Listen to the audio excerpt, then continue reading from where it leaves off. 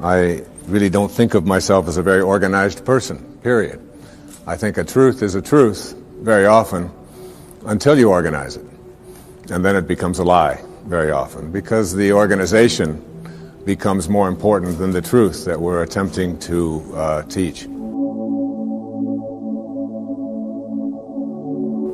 So this is not really about getting people to agree with me. When I was back in school, I had professors who used to say, if you want to understand poetry, or if you want to understand a great novel, or if you want to understand a great movie or enjoy it, what you have to do is practice what he called willingly suspending your disbelief. So that when you go into a movie theater, for example, you will see a two-dimensional screen. And you don't walk in and say, well, that's just a two-dimensional screen with a lot of images that are being projected from the rear of the room from a projector, and I'm not going to allow my emotions to be impacted or affected by a silly little thing like a projector. If you did that, you would not be able to enjoy the movie. What you do is you willingly suspend your disbelief.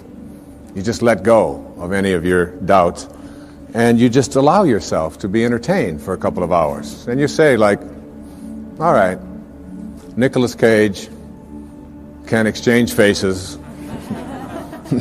with another man, all right? That's a possibility. I'll buy it, all right? And they can go home and convince their wives, even though they've just exchanged faces and nothing more, which was always a surprise to me, that this thing's really happening. But what I'd suggest to you is that if you argued with that and said, oh, this is ridiculous, or this is just not possible, that you wouldn't be able to enjoy the movie. And I suggest that you take what I'm speaking about here this evening. Some of it will conflict with some of the things that you have been conditioned to believe in, some of the things that you may hold very dear to your heart.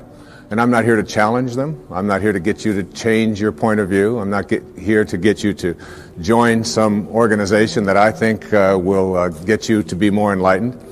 I'm just offering you what comes from my heart, principles that are involved in being able to reach higher and higher and higher levels of awareness, so that things like miracles and being able to attract into your life what has been missing up until now, the ability to heal yourself of perhaps diseases or processes of difficulty that you've never been able to handle before, the capacity to be able to create the kind of relationship that you would like to have, the ability to even get a job that perhaps you haven't been able to get, or to raise your level of prosperity,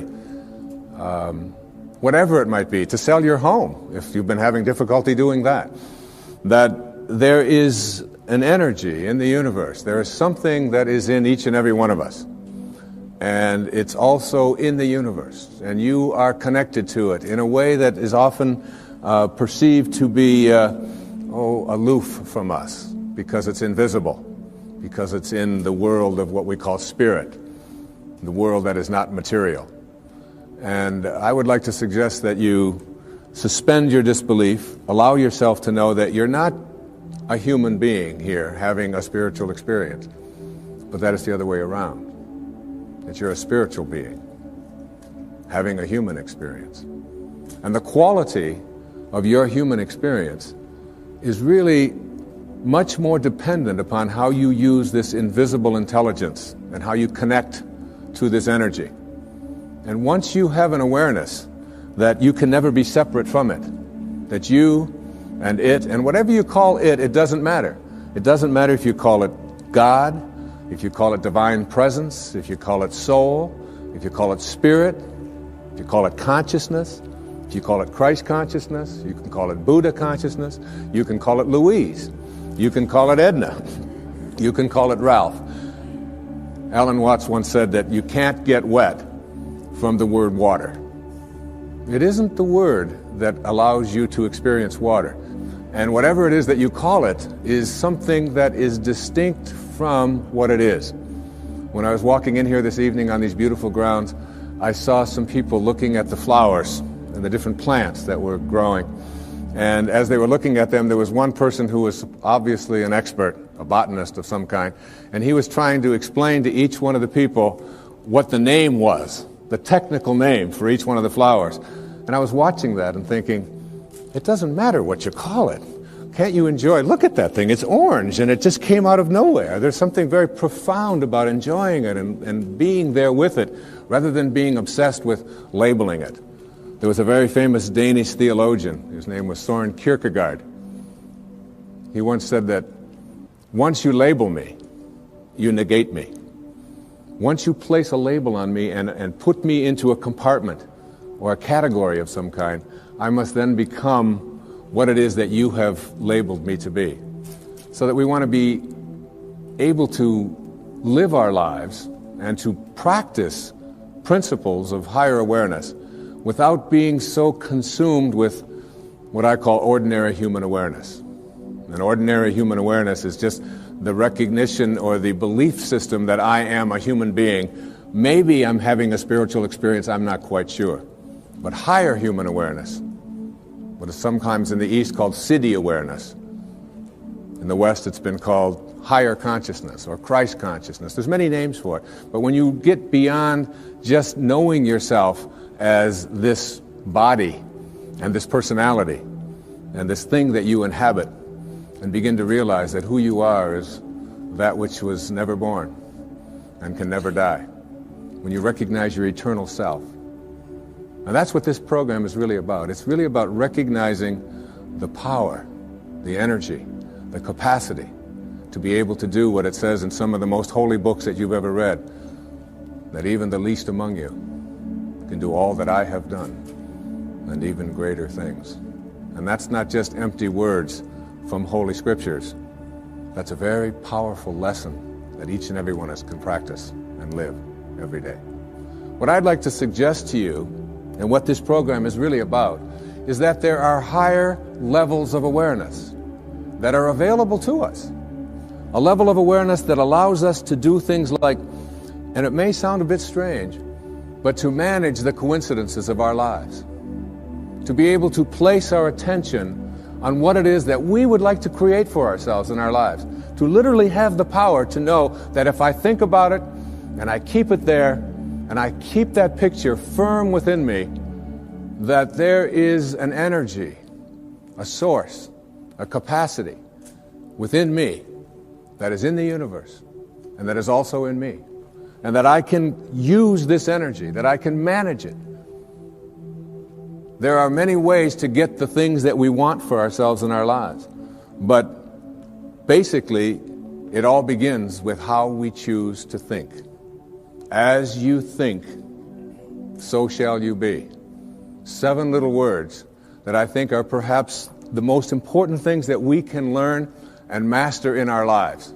This old proverb notion that I become what I think about all day long. And once you know that what you think about is what expands, you start getting real careful about what you think about. You don't allow your thoughts to be on anything that you don't want, or that you wouldn't want to have manifest or show up for you in your life. Emerson said, the ancestor to every action is a thought. And you can look at every spiritual tradition, whether it's Eastern or Western, whether it's ancient or modern, whether it's civilized, quote, or uncivilized, quote, whether it's tribal. And there is, in all of these persuasions, this idea that inside each and every one of us, in a place that is not material, in a place that has no dimensions, in a place that has no boundaries, that in each and every one of us, we have this power, and we have this intelligence, and you can never see it.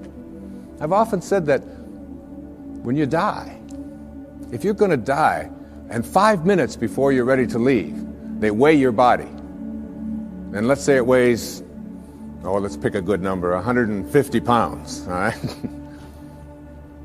And then life leaves your body, and they weigh your body instantly after you're dead, and it still weighs 150 pounds.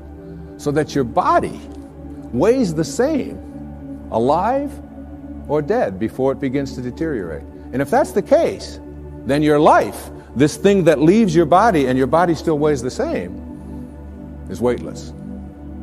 Your life is weightless. You can't put a dimension on it. You can't put a measure on it. Who you are is that life. And that life is not in the dimension of material. It's like if I want to wiggle my finger, I just have to have a thought. And the thought says, I think I'm going to wiggle my finger. And then I do this, and you say, well, that's really no big deal. But it really is a big deal.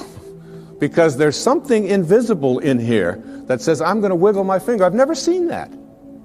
I've never been able to, you can put that under an x-ray, you can try to measure that and find out what it is in there that allows you to say, I'm going to wiggle my finger, and you can never find it. It's not in this world, if you will. So I can do all the scientific studies, and what I can do when I do these scientific studies is I can find the command center inside of me. And I can go to the brain and I can point to a specific point, and scientists can do this and say, there's the command center which allows you to have a thought, I think I'm going to wiggle my finger. But there's no computer and there's no scientists and there's no technology that can ever allow us to go inside and say, there's the commander in the command center. Can't find it. And that commander in the command center, that weightlessness, is the part of us that we just don't pay enough attention to. And what I'd like to suggest here this evening is that once you start becoming aware of the power of thought, and if you look around, just look around you at everything that you see, it all began with a thought. We become what we think about. And that is probably one of the most important principles in learning to manifest. But in my mind, as I think about this idea of getting what you really want and being able to attract it into your life, what we have to look at is basically the obstacles that we have conditioned ourselves. And you notice I say that we have conditioned ourselves, because I have never believed that we need to be putting the responsibility on someone else. If you're conditioned, it's because you have allowed yourself to become that. And if we conditioned ourselves to believe certain kinds of things, and one of the things that we kind of believe and hang on to and live with is this whole idea that all of the things that happened to me in my past are what are keeping me from doing what I'd like to do today. So we hang on to these things and we fill ourselves with blame. We say, I'm the middle child. I'm the youngest child. I'm the oldest child. I'm an only child. Any one of those is a great excuse. If you're the youngest child, you can say, well, how could I be making decisions for myself and be a fully functioning person today when I always had somebody else telling me what to do my whole life? How could I think for myself? If you're the oldest child, you can simply say to yourself, well, how could I be expected to think for myself? I always had to think for somebody else. I was always doing it for somebody else. And that leaves the middle child. The classic identity crisis. Oh, poor me. My mother didn't even know my name. She was always calling me by this one's name or that one's name. So I don't know where I fit in. So that takes care of everybody except the only child. And of course, the only child, well, your parents looked at you and said, we won't be doing that again. Huh? You have to live with that, I don't. Huh? So everybody, with their birth order, or with their mother liked their sister better, or that we had enough, or we didn't have enough, or we had too much, or we lived in the north, we lived in the south, I'm too tall, I'm too short, I've got too much hair, I don't have enough hair, it's falling out, it's not falling out, whatever it is, we all have these excuses. And I call all of these things that we hang on to and use to keep ourselves from reaching these higher places in our lives, the wake. I call it the wake. And the wake comes from a story that I heard Alan Watts tell one time, and it was a very powerful story. He said, your life is like a boat, and it's heading up the river at, say, 40 knots. Right? And as it's going, you are somehow able to metaphorically stand on the stern, the back of the boat, and look down into the water. Now there goes your life in this direction, and you're standing here and you're looking down into the water. And you ask yourself these three questions. The first question, What is the wake? What is it? What is this thing that you see? And the answer, the wake is the trail that is left behind. That's what it is. Nothing more, nothing less. It's the trail that is left behind. Second question to ask yourself in this little metaphor, what's driving the boat? What's making this thing go in this direction? The answer, the present moment energy that's being generated by the engine, and nothing more. That's the only thing that's making the boat go in this direction. And in this little scene, this means it's the present moment thoughts that I have and how I am using them that is making my life go in this direction, and nothing more. Because the third question is the most important and powerful question. And ever since I heard it, I've always thought about this whenever I have a tendency to look back here and blame something. Is it possible for the wake to drive the boat? That is, can a trail that is left behind make a boat go in this direction?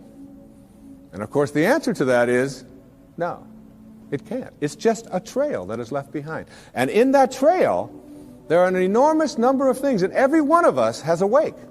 And we have a whole lot of stuff in it. And one of the problems that we have is that we have a tendency to look at the wake and all of the stuff that's in it to explain why it is my life isn't working the way I would like it to work.